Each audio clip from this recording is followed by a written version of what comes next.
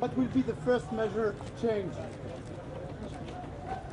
All the illegal immigration out of my country, out of my home.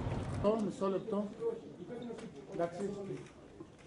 Εθνική αντίσταση της Χρυσής Αυγής ενάντια στη χούντα του μνημονίου θα συνεχιστεί και μέσα και έξω από τη Βουλή.